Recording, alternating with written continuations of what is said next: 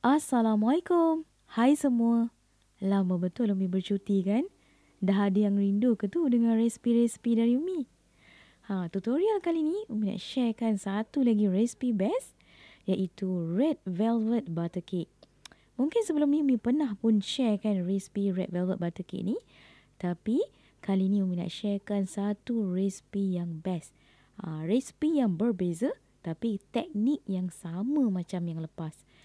Resipi kali ni yang bestnya tanpa menggunakan apa-apa ejen penaik pun. Tengok tu hasil Red Velvet Butter Cake Umi. Nampak gebu, tinggi sangat hasilnya. Dan yang penting, extra moist. Nak tahu apa rahsianya? Jom ikut Umi ke dapur. Bahan utama mestilah kena ada butter. Nama pun butter cake kan? Umi prefer gunakan Pure Creamery Butter Golden Churn ni. Tak kisah nak gunakan brand apa-apa pun boleh je. Yang penting gunakan pure butter. Lagi sedap and creamy rasa butter cake. Umi timbang seberat 270 gram Golden Churn butter ni. Kemudian gunakan high speed. Umi akan beat butter ni sahaja lebih kurang 10 ke 15 minit atau kurang daripada tu. Tengoklah kalau butter kita dah nampak kembang, gebu, ringan dan kepucatan sedikit tu. Seakan-akan putih, dah boleh matikan mixer. Sesekali kena kaut balik. Sebab kita tak nak ada saki-baki butter yang belum kembang sepenuhnya. Jika anda nak kek yang betul-betul kembang, gebu, naik tinggi, pastikan butter tu di-beat sehingga betul-betul gebu. Barulah kek kita akan gebu. Nampak tak butternya dah nampak kembang, gebu dan jangan beat terlalu lama bila guna pure butter ni, takut butter kita cair. Okey, kemudian dah boleh terus masukkan 270 gram gula caster. Pastikan guna gula yang halus, gula caster, baru dia cepat sebati. Beat sekejap je, lebih kurang 10 minit gitu dah okey. Tak perlu beat sampai gula tu betul-betul hancur. Kita tak nak butter ni dia cair. Nanti butter dengan gula cair, kek kita akan rendah. Pastikan butter dan gula tu bila dia beat, nampak tak? Adonannya masih lagi gebu, pekat, kental macam ni. Okey, dah cukup. Tak perlu beat lagi. Kemudian barulah masukkan, gunakan high speed juga. Masukkan telur satu persatu. Umi gunakan 6 biji telur grade A. Umi sarankan anda gunakan telur grade A ya. Supaya hasil kek kita lebih gebu, lebih tinggi, lebih moist. Memang kalau buat-buat kek butter ni memang Umi saja gunakan telur grade A yang masih lagi fresh. Nak tahu telur kita tu fresh atau tidak? Bila pecahkan telur tu, tengok kalau kuning telur tu tak mudah pecah dan putih telur tu masih lagi kental bertali tu, maknanya telur kita masih fresh. Gunakan telur yang fresh supaya kek kita gebu dan kembang naik tinggi bila dibakar. Okey, sesekali boleh kaut balik lepas 3 biji telur tu kan, kaut balik supaya telur-telur tu sebati sepenuhnya. Nampak tak, masih ada lagi curdle tu. Telur belum betul-betul sebati bersama butter dan gula. Umi akan beat lagi sehinggalah curdle tu menjadi halus sedikit. Beat gunakan speed yang kelima pun dah okey time ni. Jangan terlalu high speed sangat. Nampak tak, curdle-curdle yang besar tadi dah menjadi halus macam ni. Kira okey dah. Kalau macam ni maknanya telur dah sebati, barulah boleh masukkan tepung.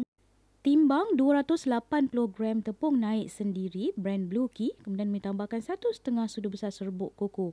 Lagi sedap rasa butter cake Red Velvet ni. Kemudian pastikan kedua-dua jenis tepung ni diayakkan terlebih dahulu supaya tiadalah ketulan-ketulan ataupun benda asing dan mudah nanti kita nak beat butter bersama dengan adonan. Bila dah masuk je tepung, pastikan anda guna speed yang paling perlahan, iaitu 1 atau 2 sahaja. Jangan lebih sebab kita tak nak overbeat. Ni Umi buat buttermilk sendiri. Umi guna 1 cup fresh milk, tambahkan dengan 6 sudu besar cuka makan. Memang sukatan ni dah just nice untuk dapatkan buttermilk macam yang kat kedai. Sebab ramai yang komen tak jumpa botol buttermilk. Umi selalu sharekan video kek butter tu kan. Umi selalu guna tu, tapi boleh je buat sendiri. Nampak tak? Dia tetap pekat dan rasa masam dia pun sama macam yang dalam botol. Kemudian sukat dapatkan 105 ml sahaja. Semasa tengah beat tepung tu, anda masukkan perlahan-lahan sedikit demi sedikit buttermilk. Sesekali boleh matikan mixer. Scrap bahagian bawah bowl dan tepi-tepi tu supaya adonan tepung tu mudah sebati dan hilang ketulan lebih cepat. Sambung beat. Dan ni dia akan masukkan Red Velvet Emulco untuk rasa Imalco yang lebih kuat dan bau yang lebih wangi, memasukkan 1,5 sudu besar Red Velvet Imalco ni. Boleh beli di kedai bakery, ada dijual. Bila guna kelajuan yang rendah ni, 1 atau 2, jangan risau. Anda beat lama mana pun tak kisah. Dia tak ada istilah overbeat ya. Jangan guna kelajuan yang tinggi. Memang kita punya kek akan overbeat dan mudah merekah. Pastikan adunan hilang ketul-ketul dan nampak berkilat gitu kan. Adunan nampak smooth, maknanya adunan kita dah ready untuk dibakar. Kemudian sediakan loyang yang telah pun dialas dengan parchment paper yang sangat kemas. Bahagian tepi-tepi pun tak ada lompong-lompong gitu kan. Barulah kek kita naik tinggi. Umi guna loyang 8x8 x 4 inci. Kemudian jatuhkan adunan dengan ketinggian yang agak tinggi sedikit dan hentak-hentakkan supaya bubble-bubble udara yang ada dalam adunan tu pecah. Pastikan oven telah pun di preheat 30 minit lebih awal. Barulah masukkan loyang di rak kedua paling bawah guna api atas bawah. Dan Umi bakar kek guna suhu yang rendah sahaja 120 degree supaya dapat hasil butter cake yang cantik dan tak merekah. Gunakan suhu yang rendah ya. Umi bakar lebih kurang 1 jam 10 minit. Itu pun depends kepada jenis oven masing-masing. Dan 5 minit yang terakhir Umi bakar api atas sahaja. Dan jangan lama. Nampak dah agak kering sedikit permukaan atas. Dah boleh terus keluarkan kek. Bila kek dah dikeluarkan ni, jangan biarkan terlalu lama. Anda terus sisipkan tepi-tepi kek tu dan keluarkan kek dari loyang secepat yang mungkin supaya kek kita tak kecut. Sediakan satu papan kek yang telah pun dialas dengan plastik wrap.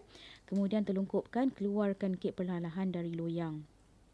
Okey, kemudian barulah anda buka bahagian parchment paper di bahagian tepi dan bawah tu. Masya Allah, tengok tu hasil keknya. Nampak moist sangat kan? Masih panas-panas lagi ni. Okey, bahagian bawah di parchment paper tu ada saki baki kek tu jangan kita buang. Letakkan semula di bahagian dasar kek. Masya Allah, tengok tu hasil keknya nampak sangat-sangat moist dan lembut.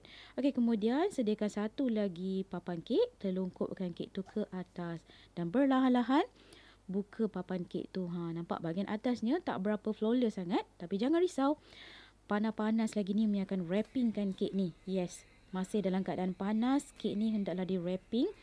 Tujuannya supaya kek kita akan kekal moist dan untuk mencantikkan permukaan atas kek. Nampak tak permukaan atas yang tadi tak berapa cantik tu dah nampak kemas dan licin kan? Jangan risau, kek kita tak akan berkulat ke apa. Panas-panas ni anda dah wrapping, boleh terus masukkan dalam peti sejuk. Biarkan dalam 4 ke 5 jam atau semalaman yang terbaik. Bila kek dah betul-betul sejuk ni, mudah kita nak dapatkan pemotongan yang cantik. Nampak tak? Bila potong pun pastikan guna pisau yang betul-betul tajam supaya potongan kita kemas dan cantik. Umi akan wrappingkan semula sebab kek ni masih sejuk lagi. Umi nak biarkan di suhu bilik lebih kurang dalam setengah jam gitu. Bagi keknya lembut sedikit, barulah nak makan. Kek ni boleh juga di frozen kan ya. Tahan lebih lama jika kita masukkan dalam peti sejuk. Dalam lebih sebulan, 2 bulan pun boleh bertahan. Pastikan anda wrapping kemas sebelum kita nak simpan dalam peti sejuk. Tengok tu, kek Umi dah berada di suhu bilik. Moist dia akan lebih naik. Boleh nampak di bahagian permukaan kek kan. Masya Allah, Umi nak belah bahagian dalam kek. Kita nak tengok hasil kek Umi ni. Nampak tak hasil keknya? Nampak tinggi, moist, fluffy, gebu gitu. Rasa kek pun Masya Allah sedap yang teramat. Tahap manis tu just nice. Bagi Umi jangan kurangkan gula ataupun jangan kurangkan telur. Sebab telur tu lah bantu untuk gebukan kek dan kek kita naik kembang lebih tinggi dalam loyang. Dan gula pun memainkan peranan untuk dapatkan hasil kek yang tinggi. Tengok tu bahagian dalamnya berongga-rongga kecil kan. Memang sedap yang teramat. Ikutlah ada yang nak mencuba resipi Umi ni. Sangat mudah jika anda follow step by step.